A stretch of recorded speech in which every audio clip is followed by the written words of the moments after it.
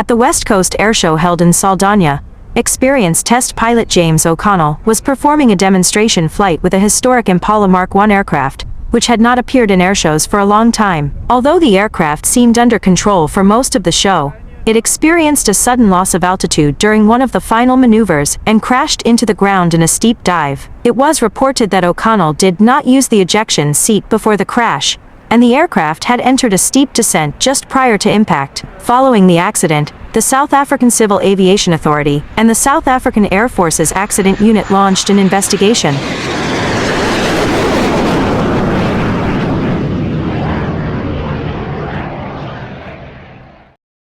March 22, 2025. A quiet morning on the western coast of South Africa. Saldanha Air Base brings thousands of people together with the sky every year. But this show was different from the others. James O'Connell, an experienced test pilot, a man who dedicated his life to aviation. The sky was his home, the cockpit his heart. That day, when he took off for the show, everyone held their breath. The first few maneuvers were extraordinary. As the crowd cheered with applause, James prepared for one final turn. But something went wrong. The plane began to plunge down, as if torn from the sky. The ejection seat was never used. And just a few seconds later, it disappeared in a cloud of dust. The sky was silent, and so were the people. What had happened? Why hadn't he escaped at the last moment?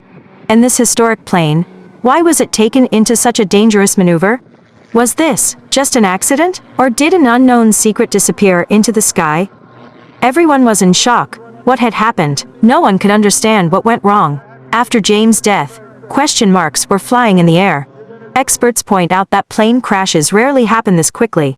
But James' plane, while performing the final maneuver of the airshow, suddenly began to fall. In that moment, the crowd couldn't even comprehend what was happening in just a few seconds. And in such a short time, a life, a pilot, and a legend were lost. So, what had really happened?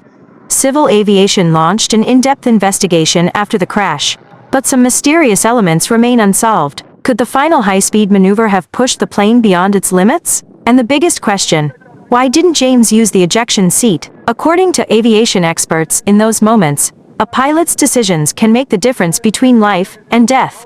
But why didn't James act in his final moments? An accident, or was there more to it? The South African Civil Aviation Authority began a detailed investigation at the crash site just 48 hours after the incident. Initial findings showed no trace of a technical malfunction in the aircraft. The engine was running smoothly during takeoff, and no abnormal signals were recorded in control systems before the crash. But one detail caught the investigators' attention. James's helmet camera was functioning until the moment the dive began.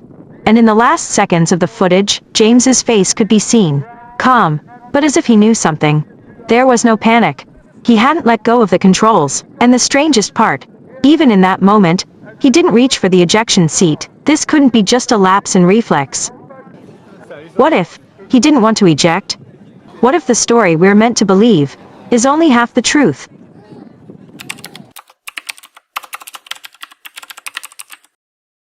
Only a few days had passed after the crash, and the rumors began to spread. James had shared certain documents with his friends before that show. The documents stated, the plane had undergone a mysterious technical update in the past few weeks. But this update was not listed in any official record. Some claimed James was about to expose it, and the airshow could have been the perfect stage for it. So, how true were these claims? There was another theory, that James's aircraft had a ground-controlled override system. So, could it be that he didn't make that final maneuver, but someone else did? And maybe that's why the ejection seat wasn't used, because that seat was already locked. Was it just an accident? Or was it a silencing operation? Days passed, then weeks, but there were still no answers. The official report claimed it was pilot error, but a pilot like James, hundreds of flights, thousands of hours, and almost no mistakes. People didn't accept this explanation. For some, it was a conspiracy. For others, just an accident. But there was one thing everyone agreed on. Something happened in the sky that day. Maybe the truth will never be fully known.